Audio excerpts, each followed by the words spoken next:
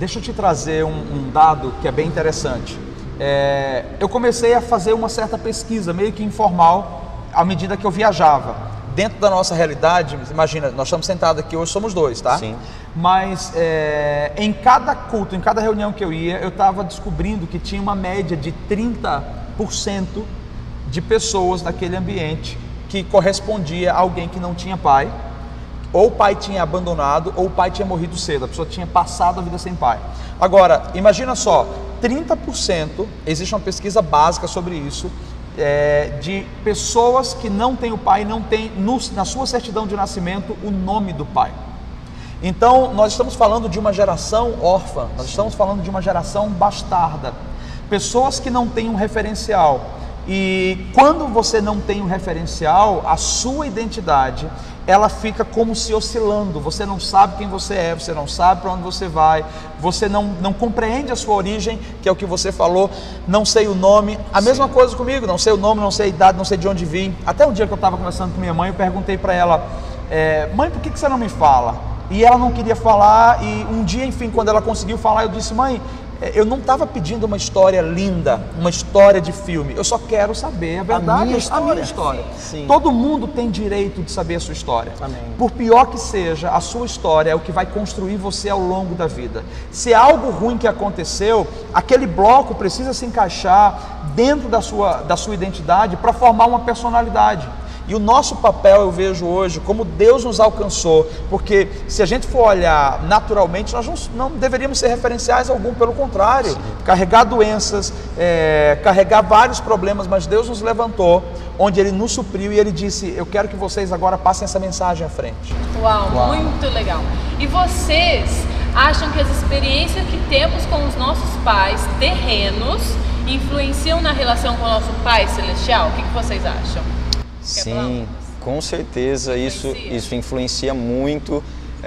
Nós vemos muitos jovens que não honram os pais, que andam com mágoa com os pais e não tem esse princípio de honra, porque não tem um referencial até paterno da questão de Deus e às vezes eles não transferem isso para os pais e não procuram entender. Eu costumo dizer que os filhos brigam muito com os pais e acham que o pai é careta, o pai é quadrado, mas ele não entende a história desse pai. Esse pai também tem uma história, às vezes ele também passou por um processo difícil, ele não teve um carinho, ele não teve um amor.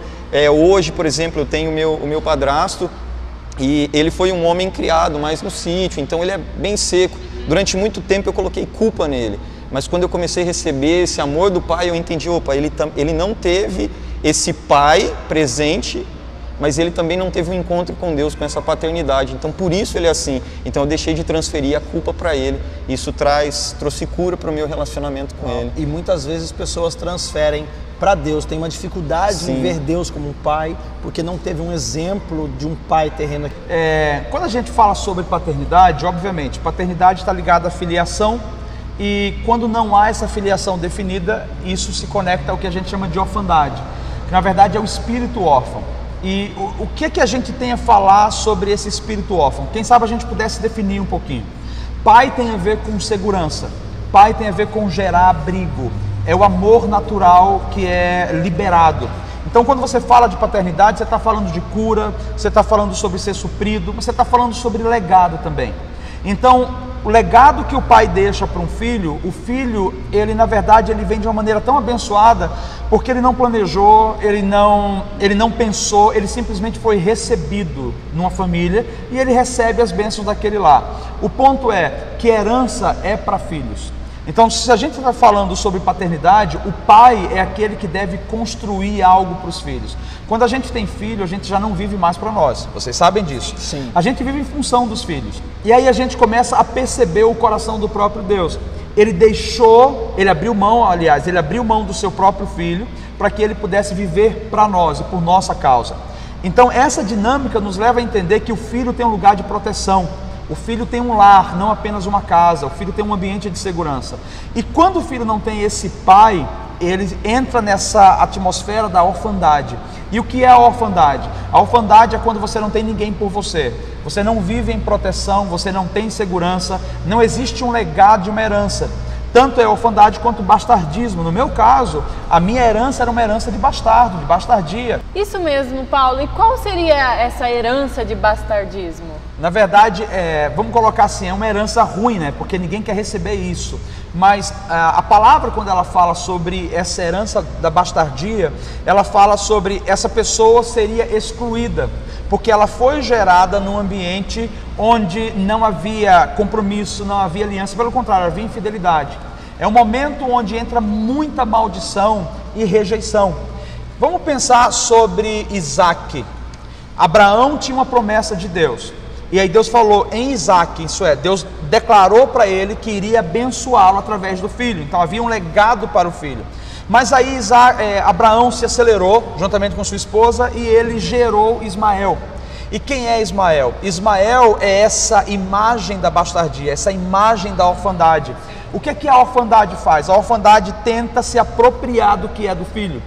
Então nós temos que ter cuidado, porque ao longo da vida nós temos a oportunidade de não apenas transparecer para as pessoas, mas de exercer a paternidade de Deus para pessoas.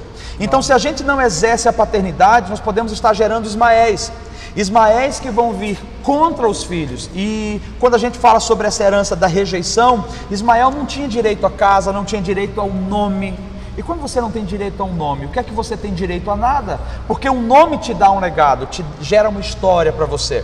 Então o que é que a gente vê hoje? Nós temos uma geração, Ney e Júlia e pastor Lucas, uma geração que estão dentro das igrejas, que não vivem essa restauração de filhos. Eles não caminham debaixo de uma paternidade. E muitas vezes, Ney, não caminham debaixo de uma paternidade porque muitos dos pastores ou líderes que estão exercendo um papel de influência, eles também não são sarados, eles não são filhos. Imagina, orfandade gera orfandade. Sim. É um problema grave esse. Exatamente, exatamente. E Lucas, essa identidade de filhos, né? A palavra fala conosco sobre isso, né? Que muitos jovens, muitas pessoas não se vê como filho de Deus. Vê Deus como o Senhor dos Exércitos, vê Deus como um Deus, um cara carrancudo, mas muitas vezes não vê Deus como um pai, né?